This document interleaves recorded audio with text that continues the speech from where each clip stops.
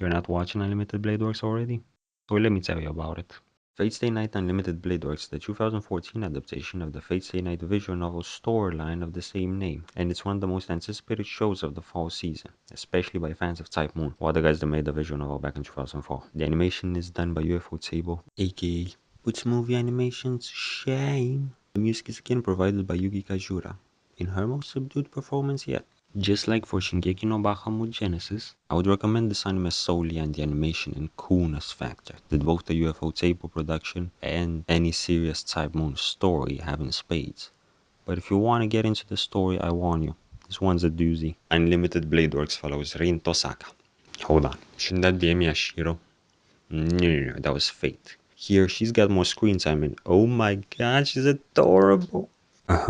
Rin is the heir to the Tosaka magic family, and because of that position, and that there is a fight to be fought, she got herself lodged into the 5th Holy Grail War, along with her archer-class servant and eventually teaming up with Emi Ashiro, a newcomer master who despite that got the best servant, Saber class. Their base of operation is Shiro's den of young girls that have different reasons to hang around. I've once concluded that the plots of a Fate series takes about 2 hours to properly explain. The series even has 2-hour-long episodes for that purpose.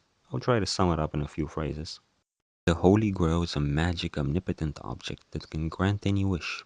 Ever so often, 7 individuals, usually mages, take on the role of masters, main players in a battle royale where the last one standing gets to ask the Grail for a wish. To aid them in battle, the masters summon heroic spirits of any era. These heroes, known as servants, are of 7 classes: Saber, Archer, Lancer, Rider, Caster, Assassin, and Berserker. There's a lot more to it than that.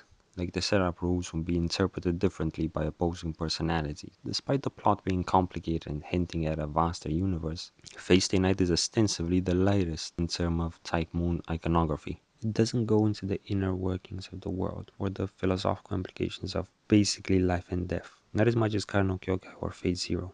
Bottom line is 7 masters, each of them with superpowered heroic figures as sidekicks, fights to the death with magic. Sounds awesome, doesn't it? So awesome, in fact, they never stopped making them. If you by mistake skip the prologue, episode 1 actually starts off just as innocuous as Tsukihime. In a quiet small town, calm, intimate atmosphere, we get a school setting, MC lives in a big house with a lot of girls, and there's a serial killer on the loose.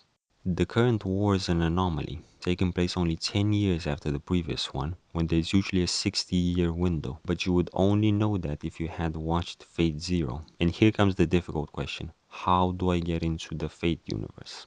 Sadly, there's no easy answer to this. Fact is, you can start from the Unlimited Blade Works series, but Fate Zero is referenced heavily in the first few episodes, and will eventually be spoiled later in the show. I've made a full separate video on the matter, but by now you're probably already watching. Last few notes. I'd like to bring up the animation again because it is painfully gorgeous.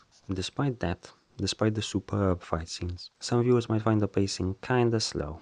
Personally, I love this atmospheric approach, but I get it. On one side, Fate Stay Night is the granddaddy of, wait, there were only 4 scenes this episode, and all they did was talk? Couple that with UFO tables overlooking view camera angles, and you shouldn't be surprised if scenes like this pop up again. If you'd kindly excuse my enthusiasm in this next segment, because as I live and breathe, Shiro is actually interesting. In the original series, he talked the big chivalrous talk and then straight up launched himself into battle with very little thought. Here, he's actually conflicted. He wants to be a hero of justice, but he's getting pushed to the side by a lot of actually powerful characters. Though Rin seems to be the main focus, it's important they make Shiro a good character for what happens later on in the story. There's a few other characters I'd love to talk about, but I don't want to give away any plot hints. So far, 9 from 10. Go UFO table.